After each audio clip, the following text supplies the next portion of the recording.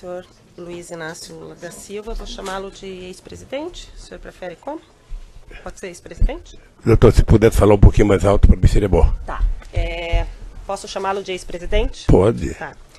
Então o senhor sabe do que está sendo acusado nesse processo, Não. né? Não sabe? Não sei, eu gostaria de pedir se a senhora pudesse me explicar qual é a acusação. Tá. O senhor tem dois conjuntos de acusação. A primeira parte da acusação diz respeito à corrupção, que o senhor teria recebido vantagens indevidas da Odebrecht e da OAS relacionadas aos contratos que eles têm com a Petrobras. E um segundo conjunto de atos que seriam atos de lavagem de dinheiro relacionados à reforma do sítio em benefício ao senhor e à sua família, que foram feitos, no primeiro momento, pelo Bunline, num segundo momento, pela Odebrecht, num terceiro momento, pela OAS. Um resumo muito sintético seria isso. Não. Eu imagino que a acusação que pesava sobre mim é que eu era dono de um sítio em Atibaia. Não é Eu isso. Não é isso. Não é isso que acontece. É ser beneficiário de reformas que foram feitas. A acusação passa pela relação do senhor ser dono do sítio, mas a acusação imputada é de o senhor ser beneficiário das reformas que foram feitas por essas três pessoas que eu lhe falei. Bunline, Odebrecht e OAS. Mas, doutor, eu só queria perguntar para o meu esclarecimento, porque eu estou disposto a responder toda e qualquer pergunta. Eu sou dono do sítio ou não? Isso o senhor que tem que responder, não eu, doutor, e eu não estou sendo interrogado nesse momento. Não, quem tem que responder é quem me acusou. Doutor, e assim, senhor ex-presidente, esse é um interrogatório, e se o senhor começar nesse tom comigo, a gente vai ter problema. Então, vamos começar de novo. Eu sou a juíza do caso, eu vou fazer as perguntas que eu preciso para que o caso seja esclarecido, para que eu possa sentenciá-lo, ou algum colega possa sentenciá-lo. Então, num primeiro momento, eu quero dizer que o senhor tem todo o direito de ficar em silêncio, mas nesse momento eu conduzo o ato. Mas, doutor, pela ordem, meritíssima juíza. Nos termos do que dispõe a Constituição e as leis de processo penal, a excelência bem sabe, o interrogatório é o ato em que o acusado exerce a autodefesa. Sim, mas tem ele que não ter tem a mais me absoluta nem liberdade para expor os fatos e indagar a respeito do que está sendo acusado. Pela ordem, doutor, o que ele Não, eu estou me se dirigindo à meritíssima juíza, não estou falando com Vossa Excelência, não abro este diálogo lateral, estou falando com a meritíssima juíza. Você não vai me cortar? Eu estou me dirigindo ao juízo. Eu vou interromper. Vossa Excelência quer substituir o juízo? Não, o senhor está atrapalhando a condição da audiência, doutor. Se o senhor não... Eu posso fazer as perguntas ao seu cliente, o senhor orientou ele do que está sendo acusado nesse processo, ele está apto a ser interrogado, ou o senhor precisa sair dessa sala e conversar com ele e ele retornar? Absolutamente não. Eu só quero que ele tenha a liberdade de, nas formas da Constituição e da lei, responder da forma como ele acha adequado. Ele responde respondendo, não fazendo perguntas ao juízo ou à acusação. O senhor se sente apto a ser interrogado neste momento, senhor ex-presidente? Eu me sinto apto e me sinto desconfortável. Se o senhor se sente desconfortável, o senhor pode ficar em silêncio, como eu ia dizer. O silêncio do senhor não será usado em prejuízo à sua defesa. Se o senhor quiser responder as perguntas que primeiro eu vou lhe fazer, depois o órgão do Ministério Público e depois as defesas, o senhor pode responder. E quando é que eu posso falar, doutora? O senhor pode falar, o senhor pode responder quando eu perguntar no começo. Mas pelo que eu sei, é meu tempo de falar. Não, é o tempo de responder as minhas perguntas. Eu não vou responder interrogatório nem questionamentos aqui. Tá claro? Está claro que eu não vou ser interrogada? Eu não imaginei que fosse assim, doutora. Eu também não. Como eu sou vítima de uma mentira há muito tempo... Eu também não imaginava. Eu imaginei então vamos começar com as perguntas. Eu já fiz um resumo da acusação e vou fazer perguntas. O senhor fica em silêncio ou o senhor responde? E o senhor Cristiano Zanin, eu não lhe concedi a palavra, eu vou fazer perguntas. Eu já lhe fiz o resumo do que o senhor está sendo acusado e agora quero lhe perguntar em que momento, primeiro momento que o senhor teve contato com esse sítio de Atibaia? Dia 15 de janeiro de 2011. Tá. O senhor teve contato com esse sítio de Atibaia no 15 de janeiro de 2011, como? Eu tinha deixado a presidência da República, eu estava de férias, e quando foi no dia 12 de janeiro, me falaram que o Jacob Itá tinha comprado um sítio que se eu queria passar um final de semana lá. eu subi do Guarujá no dia 15 e fui ao sítio do Jacobitá, que na verdade era do filho de Jacobitá. Tá. Foi-lhe informado por quem? O Jacó te falou? A dona Marisa? Não, quem falou foi um filho meu por causa de uma briga minha com a dona Marisa. Tá. Daí o senhor foi nesse sítio com quem nesse primeiro dia 15 de janeiro? Eu fui com o meu pessoal da segurança. Tá. O com senhor e estava o Fernando, o Jacó. O senhor foi passar um final de semana. Eu não sei se foi no final de semana ou um domingo, não lembro bem. Tá. Quando o senhor chegou lá, o senhor soube que o sítio era do Jacó, já de cara, que era do Fernando? Soube tá. Que era... Segundo... Na verdade, eu soube que o Jacobitá tinha doado ao filho dele o dinheiro da poupança dele, o dinheiro sei lá de onde, ou seja, para que o filho pudesse adquirir o sítio. Tá.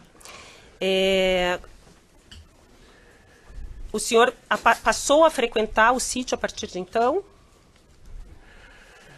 Passei a frequentar o sítio em 2011, alguns finais de semana, junto com o Jacobitá, junto com o Fernando. Tá. Chegou um momento que o senhor chegou a ficar hospedado lá, porque quando houve a busca e apreensão foram encontrados vários objetos pessoais do senhor e da dona... Eu ficava hospedado de final de semana lá. Então, o senhor ia final de semana, mas com mais frequência a partir de um certo momento ou desde 2011? Eu não lembro. Eu acho que 2011 até 27 de outubro eu ia sempre com o Jacobitá, porque nós fazíamos lá, jogávamos buraco, jogávamos mexe-mexe, e o Jacó tinha na nossa companhia, sabe, naquele instante eu acho que era uma relação quase que de irmã. Porque eu conheci o Jacó desde 1975, nós fundamos o PT junto, fomos dirigentes sindical junto, fundamos a CUT junto, fizemos as greves junto, fomos candidatos juntos, sabe? O Jacobitá, depois de um certo tempo, passou a ter em mim, sabe, quase que a única pessoa em que ele passava final de semana. É que a partir de um certo momento, pelo que consta dos autos e pelo que foi encontrado na busca e apreensão realizada no sítio, a família Bittar deixou de frequentar com tanta frequência, o senhor e a sua família começaram a frequentar mais. Isso chegou a acontecer? Veja, a família Bittar, o Fernando Bittar, em função de ter um filho de 12 anos que preferia ir para o shopping do que para o sítio, não ia, mas o Jacó ia constantemente para o sítio. E o problema do Jacó é que ele estava com mal de Parkinson e estava cada vez mais ficando com problema. Mas ele foi muito tempo. Frequentava junto com o senhor e quem deixou de frequentar um pouco mais fui eu por causa do câncer. Depois do dia 27 de outubro, eu tive 2011, 2012, o tempo inteiro, menos possibilidade de ir, e às vezes ia e voltava no mesmo dia por causa da doença. Tá. E o Fernando falou até que o senhor ia na época do tratamento e ficava hospedado de vez em quando, né? Eu ia, mas não ia para dormir porque eu tinha problema de debilidade. Tá. E aí, depois de um tempo, quando foi feita a busca e apreensão, então o senhor disse que o Jacó ainda frequentava, o Fernando menos por causa do filho adolescente, mas o senhor que ocupava o quarto principal. Quando me dava, eu ocupava. Mas tinha os objetos pessoais estavam lá. E isso era uma deferência que eu recebia tanto lá na chácara, quanto eu recebia no Palácio da Rainha da Inglaterra, no Palácio da Rainha da Suécia, em vários lugares que eu frequentei, inclusive no Kremlin, sabe? Eu tive o prazer de ser convidado a dormir no Kremlin. Eu não sei o que o Ministério Público viu de absurdo isso. Quando foi narrado aqui por várias testemunhas e por alguns réus, o senhor Fernando Bittar comprou o sítio, foi feito a escritura, ele e o Jonas Suassuna. O senhor sabia que foi feito uma escritura, eles negociaram, uma parte do terreno ficaria com o Jonas, outra parte com o senhor Fernando Bittar? Eu não tinha interesse e nem por que saber disso. Tá. O que eu sabia era que o terreno era um todo e que o Fernando Bittar não podia comprar todo o terreno, ele comprou uma parte e o Jonas Suassuna comprou a outra parte, é isso que eu sabia. Mas o senhor sabia quando? Quando que o senhor ficou sabendo disso? Depois de algum tempo que estava lá. O senhor já estava usando o sítio, já estava frequentando, quer dizer, o sítio? Já. Tá. O senhor soube que as primeiras reformas foram feitas no sítio, uma parte pelo senhor Fernando para usar e outra parte a pedido da dona Marisa? Eu nunca... Veja, eu tenho muita dúvida se a dona Marisa pediu para fazer a reforma. Tenho muita dúvida. Como ela não está aqui para se explicar, eu fico com a minha dúvida. Tá. Eu, sinceramente... O senhor Bunlai e o senhor Aurélio, que foram ouvidos essa semana, relataram que eles foram junto com dona Marisa. Agora ficou fácil citar o nome da dona Marisa porque ela morreu. Tá. Então agora... É muito fácil então, dizer. O senhor não acredita que o senhor Bunlai eu sinceramente não acredito porque o senhor Aurélio, o senhor Bunlai, eu não acredito porque eu não acredito que a dona Marisa tivesse efetivamente relação para pedir para uma empresa fazer obras. Tá. E também porque não era dela. Tá. Então o senhor acha que o senhor Bunlai, quando fala que foi fazer visita junto com a dona Marisa e com o senhor Aurélio, e o senhor Aurélio também confirma essa visita antes das reformas, o senhor acha que eles estão mentindo? Eu não estou dizendo que eles estão mentindo, eu estou dizendo que eu não acredito que a dona Marisa fosse pedir. Então por que ela teria ido visitar esse sítio com o Fernando, com o Bunlai e com o senhor sabe? Eu sei porque as pessoas, na verdade, quando compraram o sítio, tomaram uma decisão de que o Lula não poderia saber de nada, que o Lula era contra qualquer ideia, sabe, de comprar qualquer coisa pedindo para ele guardar arquivo, porque eu era contra. No meu mandato presidencial eu era contra. Primeiro discuti instituto, discuti acervo, antes que eu deixasse a presidência da República no dia 31 de dezembro de 2010. Sabe? Então, os companheiros também não tinham que me dar explicação. Tá. Mas então, eles fizeram... O senhor não soube e duvida que a dona Marisa tenha falado com o senhor Bunlai pedindo para reformar alguma coisa no sítio? Eu sinceramente duvido. Tá. Eu sinceramente duvido.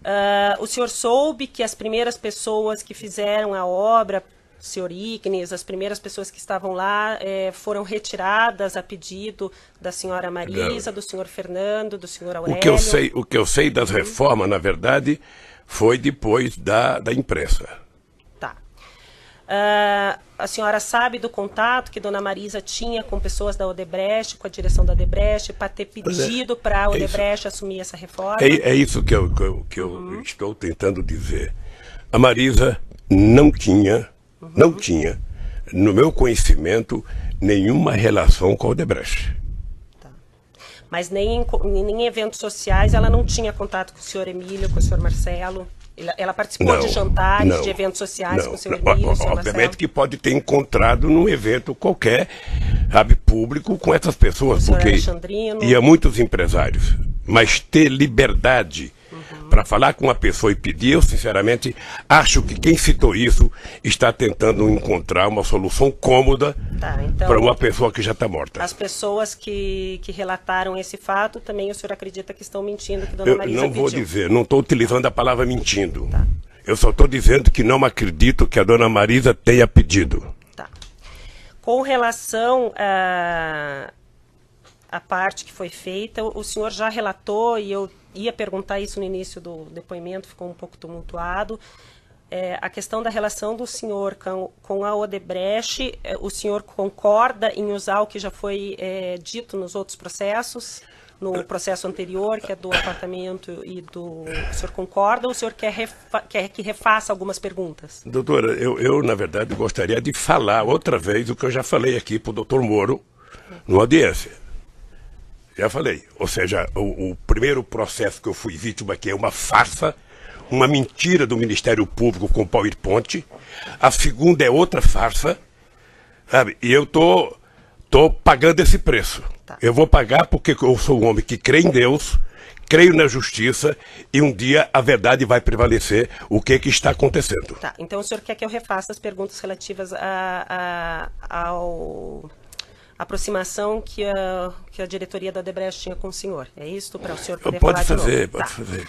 Então, consta que o senhor Emílio Odebrecht foi ouvido nessa ação penal, que ele tinha, antes mesmo do senhor assumir o primeiro governo, contatos em razão da empresa dele ser uma grande empreiteira, em especial pelo compromisso que o senhor teria assumido com relação à política da petroquímica da Braskem, que seria interesse da Odebrecht. e que várias vezes ele conversou com o senhor, várias vezes houve a sugestão pelos dirigentes de Petrobras para que fosse reestatizado essa parte, esse setor da economia, e que ele sempre foi conversar com o senhor sempre garantiu a continuidade da empresa dele nesse sentido. O senhor confirma essas conversas com o senhor Emílio, essa questão, doutora, da Braskem? Eu talvez tenha sido, na história do Brasil, o presidente que mais conversou com empresários.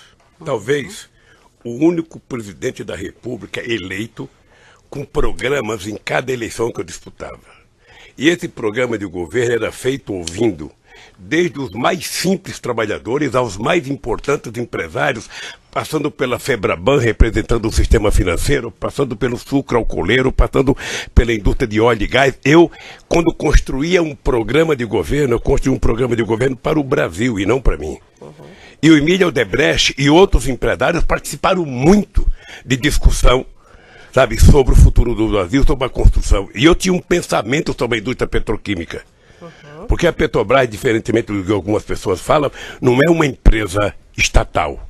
A Petrobras é uma empresa, sabe, pública de economia mista, com ações na Bolsa de Nova York e com acionistas minoritários.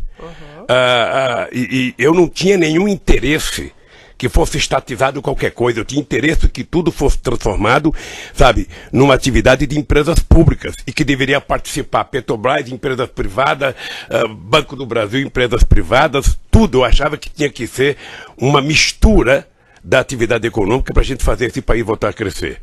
Mas como o ideal era tentar mostrar que a empresa Petrobras era pública e que o Lula mandava na Petrobras, sabe, se criou um monstrengo de dizer... Mas eu nem perguntei da Petrobras, eu perguntei especificamente das conversas que o senhor Emílio disse que teve com o senhor a respeito do medo que ele tinha que a petroquímica Braskem fosse estatizada. Eu tive com ele e com todos os empresários brasileiros, inclusive todos eles participavam do Fórum Econômico do Conselho Econômico e Social que eu criei, onde participavam os maiores empresários do Brasil, e nós discutíamos desde política tributária, a política social, a política de investimento, a política externa. Tá. Sim, é por isso que o meu governo passou a ser... conversou com o senhor Emílio algumas vezes sobre essa questão da Braskem ou não conversou? Não era da minha alçada conversar. Tá. Ou seja, qualquer assunto específico de conversa com quem quer que seja, ou a pessoa conversava com o ministro da área, ou a pessoa conversava com a empresa fins. Tá. Então o senhor não conversou e não garantiu nada ao senhor Emílio em nenhum momento?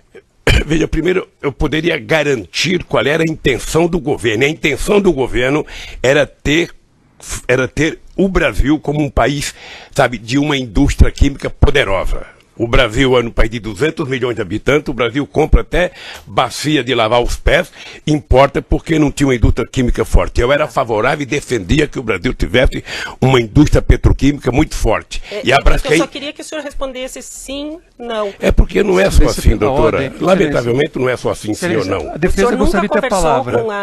Eu acabei de dizer que eu conversei muito com a Braskem. Mas especificamente sobre esse assunto, o senhor conversou ou não conversou? Devo ter conversado na discussão do programa do governo. E o senhor garantiu alguma posição para o senhor Emílio? É possível garantir. Tá. É possível garantir que o governo brasileiro ia ser um governo democrático, plural, e que as empresas iriam ter o direito de participar das coisas feitas no governo. Tá. Com relação aos diretores da Petrobras, já foi feita a pergunta, mas como o senhor quer de novo falar sobre o assunto, volto a perguntar. Qual a participação? O senhor escolheu os presidentes da Petrobras que foram presidentes durante os seus 2 mandatos? Essa é uma das grandes mentiras. Se o Ministério Público tivesse tido interesse, ele teria percebido que antes do Lula virar presidente da República, quem escolhia os diretores da Petrobras era exatamente o presidente da República do Brasil. E que para evitar que o Lula fizesse isso, aí já vem a maldade política, teve um decreto-lei estabelecido em 2002, sabe, tirando da presidenta da República o direito de indicar. Tá? Então, quem passou a ser O indicador era efetivamente o Conselho de Administração da Petrobras, que era plural, que tinha empresários privados, grandes, pequenos, sabe, médio, que tinha acionista minoritário. Qual era o papel do presidente da República? Eu não sei se as pessoas estão acompanhando a montagem do governo agora atual. Né? Quem é que está sendo colocado? Dá essa impressão de que não tem ninguém político. Mas com raríssimas exceções, todo mundo ali é político. Então o que eu fazia? Eu fui eleito com uma base que me apoiou na campanha. Eu designei, sabe, o ministro-chefe da Casa Civil, que é o responsável por isso, particular com os líderes dos partidos que me apoiavam, a montagem do segundo escalão do governo, porque eu tinha indicado o primeiro escalão. Tá, no caso era o senhor José Dirceu. Como é que funciona? Como é que funciona? Se reúne as lideranças dos partidos, os líderes de cada bancada, sei lá se o presidente do partido, porque eu não participo, e eles indicam um nome para que o presidente da República coloque à disposição, primeiro do gabinete, manda para a Casa Civil, que vai para o gabinete institucional.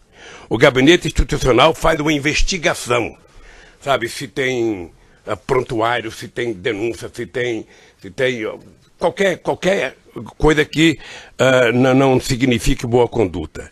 Quando isso chega, devolve-se à presidência da República, o presidente da República encaminha isso ao Conselho da Petrobras. E o Conselho da Petrobras é quem tem a autonomia e a autoridade, segundo o decreto, de indicar as pessoas. Quando as pessoas foram indicadas, eu disse no depoimento, já no depoimento, não houve uma denúncia, sabe, nem da imprensa, nem da Polícia Federal, nem do Ministério Público, nem do Sindicato de Trabalhadores, nem dos funcionários, ou seja, eles foram aprovados, inclusive, em depoimento de pessoas do Conselho por unanimidade. Tá. Então, o senhor fez indicações com base em orientações da base partidária que lhe dava sustento. Pela ordem, é isso? Excelência, pela ordem. Não foi dito. Foi dito que a indicação era feita pelo Conselho. Foi isso que o depoente acabou de afirmar. Mas não foi a presidência que falou para o Conselho eu enviei o nome. Ele enviou um nome. Encaminhamento. A gente não fala. Encaminhamento da presidência. A gente não interfere no Conselho. Tá. Mas o senhor encaminhava 10 nomes para eles escolherem ou o senhor encaminhava um nome e eles aprovavam ou reprovavam? Não, mas você indicava o nome que tinha vindo para você indicar. Tá. Eu não inventava nome. Então é isso que eu estou falando. O senhor recebia o nome da sua base de apoio, mas o senhor está falando inclusive da presidência? O Dutra, Gabriele, era a base de apoio? O presidente foi da indicação minha, o presidente da Petrobras. Tá. Tanto o Zé Eduardo Dutra quanto o Zé Eduardo, o Zé Sérgio Gabriele. Tá, isso foi...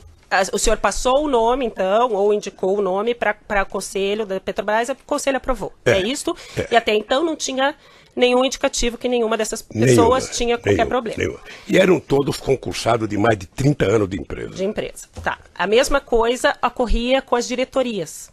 A mesma coisa que a diretoria. Mas o senhor sabia, até então, que cada diretoria era indicada por um partido? Era indicado por um conjunto de forças políticas que tinha me ajudado a ganhar, como é hoje. Tá. Não estou falando que isso é errado, mas o senhor sabia, então, que, por exemplo, o Paulo Roberto Costa era indicação do PP, sabia que o Cerveró e depois o Zelada era do PMDB. Do PP e de outras forças políticas. Isso já está no meu depoimento. Tá. O senhor pediu para falar de novo. É que ele falou forças políticas, Excelência, não um partido. Mas eu estou perguntando do partido, por isso que eu estou perguntando. Ele sabia que era partido. Tem várias forças políticas que indicam. Tá, não era PP, PMDB e PP exatamente como ficou... é hoje. Tá. O senhor... Então, com essas forças políticas, lhe indicaram o nome do Paulo Roberto Costa, lhe indicaram o nome do Cerveró, lhe indicaram o nome do... Me deu até... Do Duque. Do Duque. E o senhor encaminhou para o Conselho e eles aprovaram. É isso. Sei mesmo. Houve algum pedido de políticos para o senhor trocar diretores da Petrobras? Não. O senhor nunca recebeu pedido de político dizendo assim, esse diretor está me dando problema, a gente precisa, o nosso partido está tendo problema com esse. O senhor nunca recebeu? Nunca. O senhor foi repassado pelo chefe da Casa Civil na época, ou no segundo momento pela senhora Dilma alguma informação de que algum diretor estava dando problema com a sua base de apoio? Não. Aquele fato narrado aqui na denúncia de que houve, antes da indicação do Paulo Roberto Costa para a diretoria da Petrobras, uma obstrução na Câmara dos Deputados, o senhor tomou conhecimento, sabe falar alguma coisa a respeito, ou quer repetir alguma coisa a respeito disso? Deixa eu dizer uma coisa, doutora, é que a pessoa que contou esse fato não merece, da minha parte, meio centímetro de respeito. Porque se tivesse acontecido um bloqueio de votação na Câmara, o governo tinha um coordenador político, que era ministro, que mantinha relação com a Câmara. Esse coordenador político tinha contato com todos os líderes partidários. Além disso, o governo tinha, naquela ocasião, a presidência da Câmara. Além disso, o presidente tem o líder do governo dentro do Congresso Nacional. É muito sistemático que eu nunca tenha ouvido falar de que houve obstrução para aprovar o nome. Então, o senhor nunca foram para o senhor falando que teve problema e que estavam obstruindo votações na Câmara? Eu, graças a Deus, nunca tive obstrução no Congresso por nenhum projeto.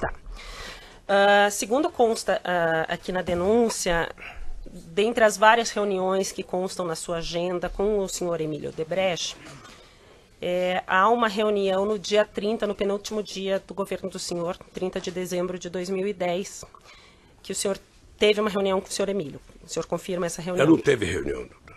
Tá, mas está na sua agenda. Não teve reunião.